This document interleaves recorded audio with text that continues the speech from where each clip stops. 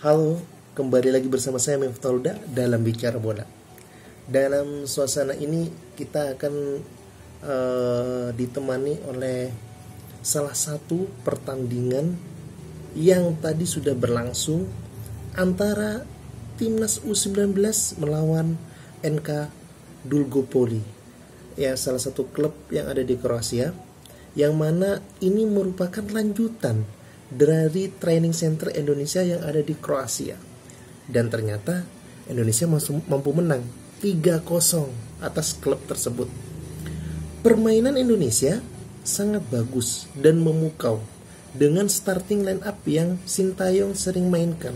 Indonesia mampu memainkan bola dan menginisiatif penyerangan sehingga mampu menciptakan gol demi gol di babak pertama, dan permainan sangat bagus sekali. Kalau kita melihat pertandingan tadi yang sudah berlangsung antara Indonesia melawan NK Dulgopoli, Indonesia tetap menerapkan kombinasi taktikal antara menyerang dan bertahan yang cukup bagus, di mana Sintayong sudah paham jelas bahwa kekuatan Indonesia adalah di sprint dan kekuatan 1-2 passingnya, sehingga Indonesia mampu menguasai bola lebih banyak daripada lawannya pada pertandingan tadi. Terbukti bahwa Sintayong mampu memberikan efek kepada Indonesia. Apakah ini akan menjadi lebih baik lagi? Tentunya Sintayong patut beberapa catatan yang diperbaiki ataupun bisa dimaksimalkan, terutama tim non-inti atau tim yang tidak masuk starting line up.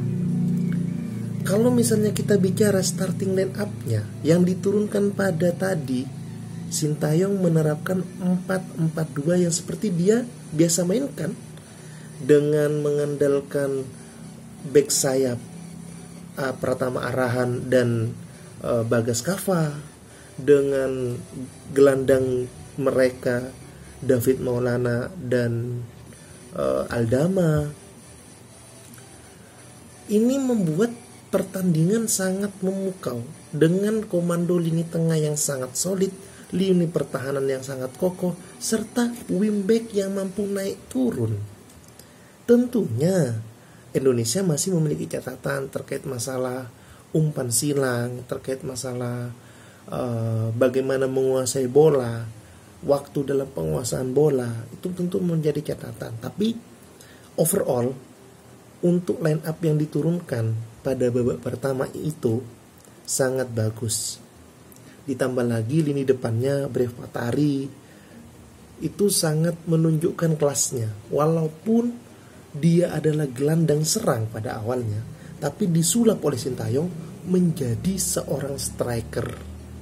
Ditambah lagi lini sayapnya sangat lincah, Witan Sulaiman dan salah satu Quick Supri, katanya Bung Fane itu Quick Supri ya. Ya, tentu jelas seorang Sintayong paham bahwa kelemahan Indonesia adalah di lini per lininya adalah kelelahan atau rasa capek sehingga tidak konsentrasi di sepanjang pertandingan selama 90 menit. Alhasil Sintayong memperbaiki itu dengan meningkatkan kualitas fisiknya, dan terbukti 11 pemain ini mampu melakukannya. Nah, kalau bicara pertandingan tadi yang baru selesai, Sintayong harusnya patut mencatat beberapa catatan terkait pemain intinya. Karena apa? Di babak pertama mereka main bagus, sangat bagus. Umpan 1-2, crossing, serta kombinasi yang sangat apik antara pertahanan, lini tengah dan penyerangan mereka, serta transisi mereka yang cukup sangat bagus antara bertahan dan menyerang. Tapi Sintayong yang perlu dicatat adalah ketika pemain utama mengalami cedera, ketika pemain utama tidak mampu bertanding, dan ketika pemain utama tidak dalam performanya, pemain pelapisnya harus menjadi suatu momentum yang bisa merubah permainan. Ini yang belum didapati oleh timnas U19. Karena pemain pelapisnya tidak sebagus pemain utamanya. Ya mungkin ada beberapa bagus di lini tengah. Namun terbukti setelah babak pertama mampu menguasai bola, bahkan mencetak 3 gol sekaligus di babak pertama, di babak kedua semuanya out-outan. Pertama diganti di lini pertahanan seorang kiper dan center back-nya. Tentu menjadi kekhawatiran di awal-awal babak kedua, pihak dari Dulgopoli menyerang, bahkan memainkan bola selama memegang bola lebih banyak selama 10 menitan. Ini suatu menjadi catatan bahwa lini pertahanan yang dilapis atau pelapis dari lini pertahanan itu kurang seperti line up pertama. Ditambah lagi ketika ada banyak pemain cedera, Bagus Kava contohnya, Supriyadi contohnya, penggantinya tidak seperti yang sebagus Bagus Kava ataupun Supriyadi. Ini harusnya menjadi sebuah catatan bagi Sintayong di pertandingan-pertandingan selanjutnya. Tapi saya mengapresiasi Sintayong di pertandingan barusan, dia berani menurunkan pelapisnya secara bertahap. Tidak seperti saat melawan Bosnia, yang mana full dalam satu pertandingan atau dalam satu babak line up-nya adalah line up baru, sehingga tidak mampu berkembang.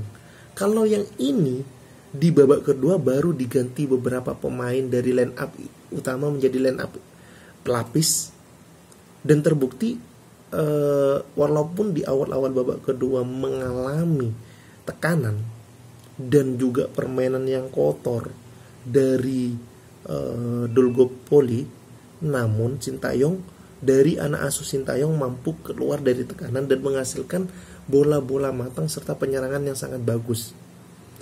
Tentunya dengan kombinasi antara pemain inti dan pemain pelapis, ini menjadikan suatu momentum, suatu catatan, dan suatu penghargaan apresiasi kepada Sintayong di atas keberanian yang diambil.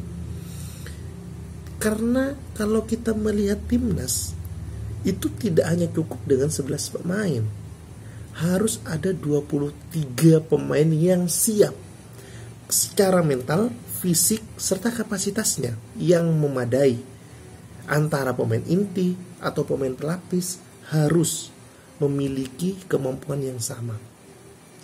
Tentu ini masih training. Masih banyak training yang akan dihadapi Indonesia di Kroasia ini. Dan tahun depan, di tahun 2021, Indonesia akan menghadapi Piala Dunia dan menghadapi Piala Asia. Maka dari itu patut kita tunggu gebrakan-gebrakan apa yang dilakukan oleh Sintayong terhadap anak asuhannya ini. Kembali lagi, kalau ke pertandingan tadi, praktis pertandingan tadi mengajarkan para pemainnya, khususnya para pemain yang bertanding pada tadi, itu memberikan pelajaran bahwa akan ada beberapa klub yang mereka akan hadapi di pertandingan resmi, seperti klub yang saat ini mereka lawan, dengan bermain kasar, dengan atensi yang tinggi, dengan agresivitas yang sangat tinggi, serta memiliki kecepatan dan teknik untuk heading yang bagus dari kubu lawan. Tentunya ini menjadi sebuah catatan kepada Sintayong, agar Sintayong lebih paham untuk mengatasi masalah ketika menghadapi klub yang hampir sama atau tim yang hampir sama dengan tipikal dari Dulgopoli ini. Dan Dulgopoli ini memberikan pelajaran bahwa tim harus kompak dari sejak menit awal sampai menit akhir. Khususnya ini pelajaran untuk Indonesia ya. Pertama, tim harus kompak. Terus yang kedua, tim harus sabar, jangan sampai terpancing emosi. Tentu kita lihat di pertengahan babak kedua bahwa pemain-pemain Indonesia itu terpancing emosinya. Ya, walaupun memang banyak permainan kotor dari Durko Poli, tapi sebagai seorang pemain profesional harus lebih tenang dalam menghadapi masalah yang seperti itu. Tentu ini menjadi sebuah momentum untuk Sintayong untuk meramu tim agar lebih baik lagi untuk kedepannya. Namun tim ini sudah berproses dan kombinasi antar lini serta chemistry antar lini sudah terjalin sangat bagus. Semoga saya melihat training center atau pertandingan berikutnya dari timnas U19 sangat memukau. Mungkin itu aja. See you guys.